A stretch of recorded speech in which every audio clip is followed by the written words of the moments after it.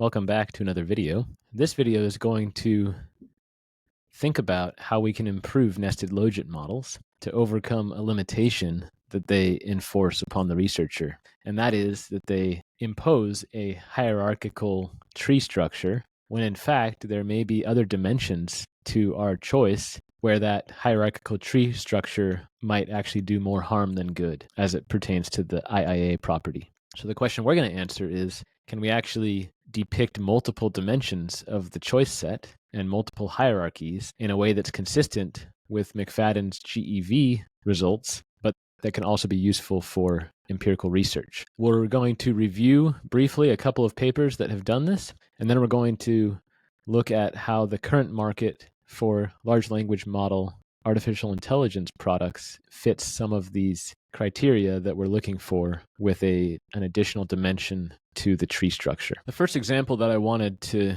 show is this excellent paper that's coming out very soon in the Journal of Labor Economics by Shoya Ishimaru.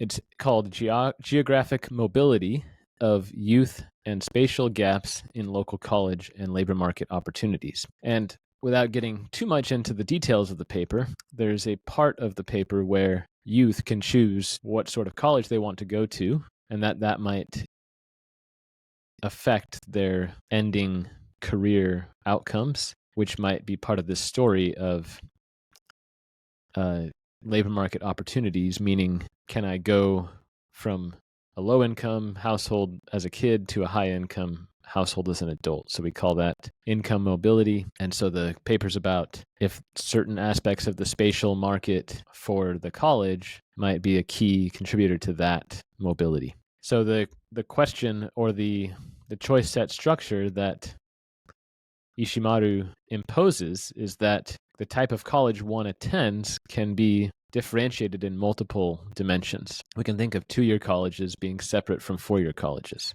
We could also think of private colleges being separate from public colleges, or attending a college in one's home state being different than attending a college outside of one's home state. Typical papers in the literature are only choosing one of these dimensions to differentiate on, and then they're not doing anything else. So that's the first paper. The second paper has to do with personal computers in the 1980s. So this paper was published in 1997, almost 30 years ago, and they're analyzing the market for innovation and market entry of competition in the market for personal computers in the 1980s.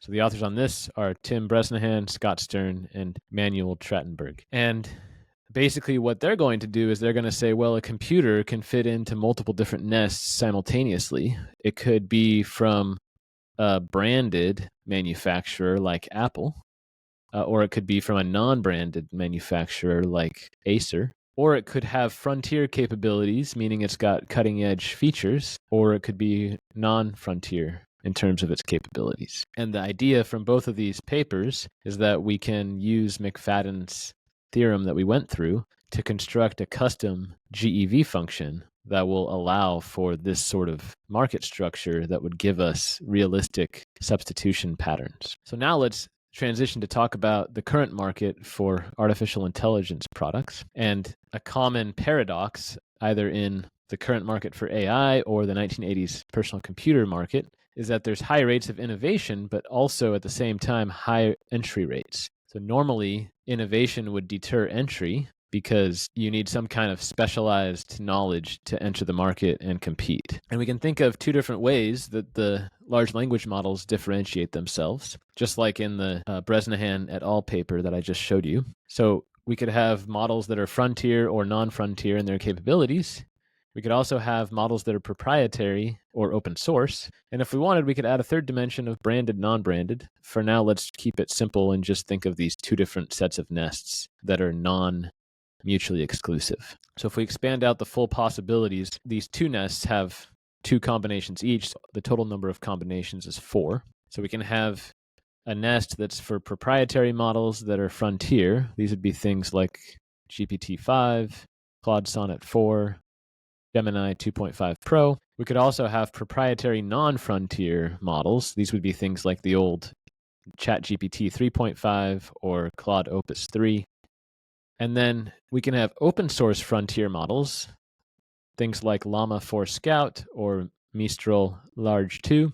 And then we can also have open non-frontier models, which would be Llama 3, Mistral Large, and there's a bunch of other possibilities in that set. So the key insight is that market segmentation is creating isolation from competition within these clusters, but also allowing for substitution across dimensions and within clusters as well. So Claude Sonnet 4 and GPT-5 are competitors, but Llama 4 Scout may not be a competitor to ChatGPT-5. So what does the G function look like for this type of a model?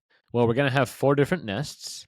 So we're going to have 4 different lambdas where we're going to use rho here because that's what the Bresnahan paper used. And then we're just going to use delta for the utility instead of u. So we have g of e to the delta, and this would be e to the delta 1, comma, e to the delta 2, dot, dot, dot, comma, e to the delta j. So each of these is going to have the nested logit structure.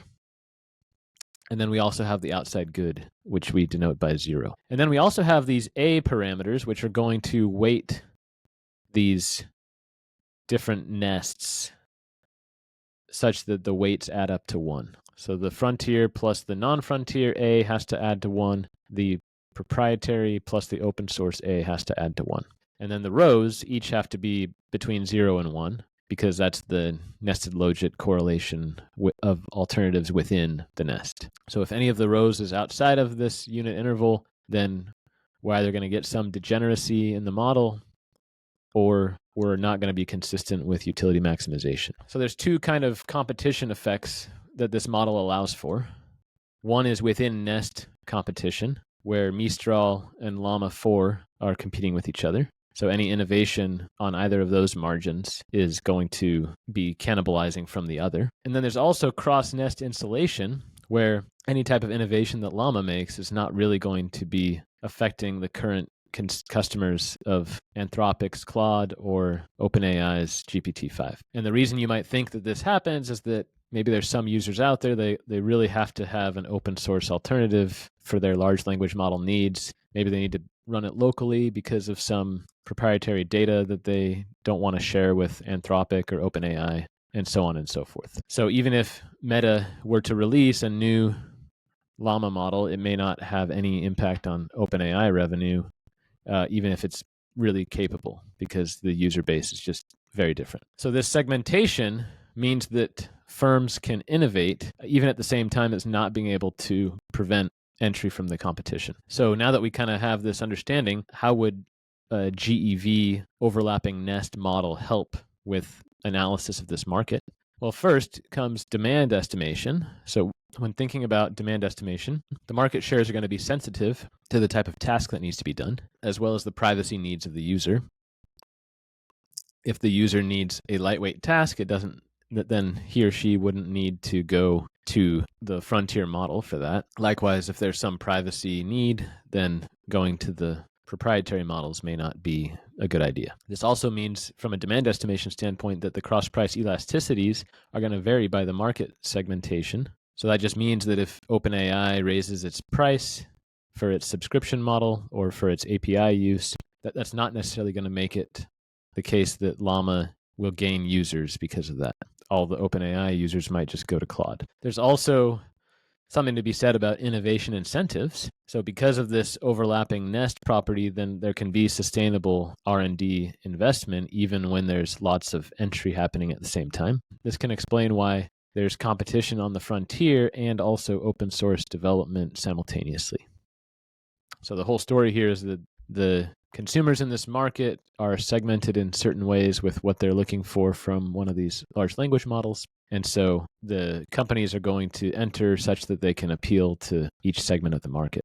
But if we're wanting to do like a market level analysis, then we need to take into account this heterogeneity by the different segments. And then, of course, doing all of this correctly would yield different policy implications for regulation or other types of policies compared to if we just had a nested logit that was forcing a unit-dimensional hierarchy. This completes our exploration of discrete choice generalized extreme value models. I hope you've learned some valuable lessons in these videos and acquired some valuable tools that you can use in your own research moving forward. The main theme of these videos is that we can add a little bit more extra features to the Logit model to circumvent the IIA property while still maintaining computational tractability. So we get the best of both worlds.